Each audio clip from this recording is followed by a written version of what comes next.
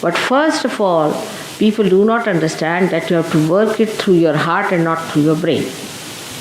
When we have to work out things through our brain, we try to develop our brain, isn't it?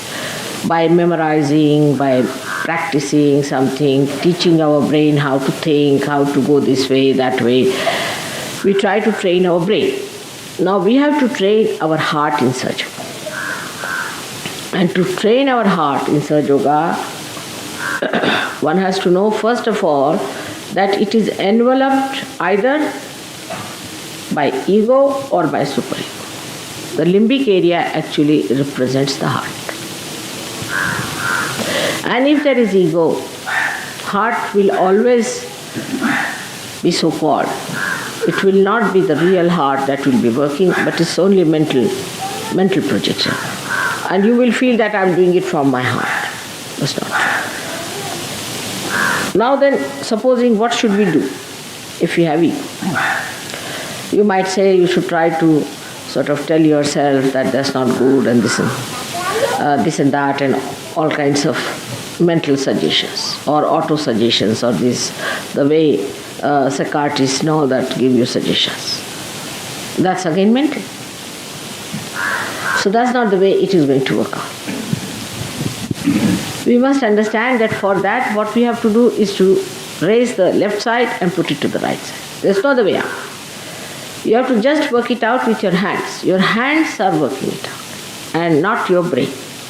So use your hands and the methods of Sahaja Yoga. Now, everyone must have a regular sitting in the water every day. That's important. Every morning you must do your meditation. You have to know that Sahaja Yoga is to be worked out. It is not to be thought out. You just cannot think about it. Whatever you may try to do through your thought, you cannot achieve any results in Sahaja Yoga. You have to use your hands, you have to use your feet, you have to soak your feet in the water because water is the ocean. All these 5 chakras, or say 6 chakras, which are, I say 5 because the one is the Muladhara chakra, which is the 7th, and the topmost is the brain. So in between 5 chakras which are there are to be handled fully with the idea that they are basically made of matter. And these 5 elements constitute the body of these chakras. Now these chakras, if they are to be corrected, we have to correct them by taking out all the problems of these chakras into the elements from which they come.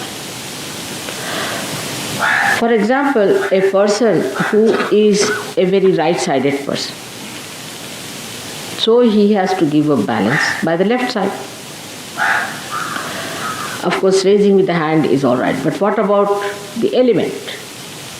Right-sided person has all the elements which give heat.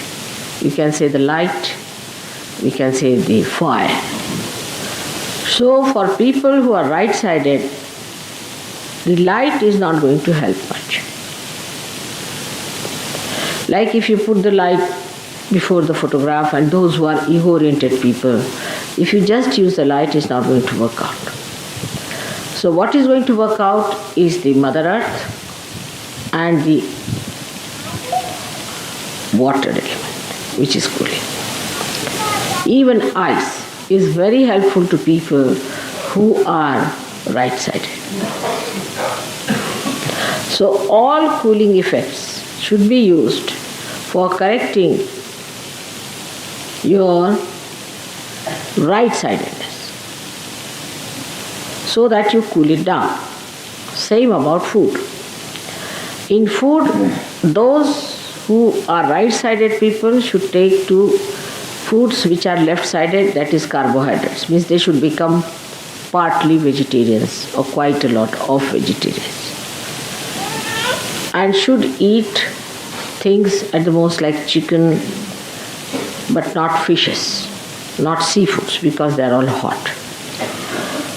That's how you treat your material side of your chakras. Now the left-sided people should use again the deepa, means the light or the fire, to correct their left side. Also in food, such people should take more nitrogenous, means protein, and foods like that. They should take more proteins. Now, as far as Sahaja Yoga is concerned, the basic thing is Kundalini. And the Kundalini, as I have told you, is the pure desire. Again, listen to it carefully, pure desire. That means all other desires are impure. There's only one pure desire, and that is to be one with the divine, one with the Brahma, one with God. That's the only pure desire.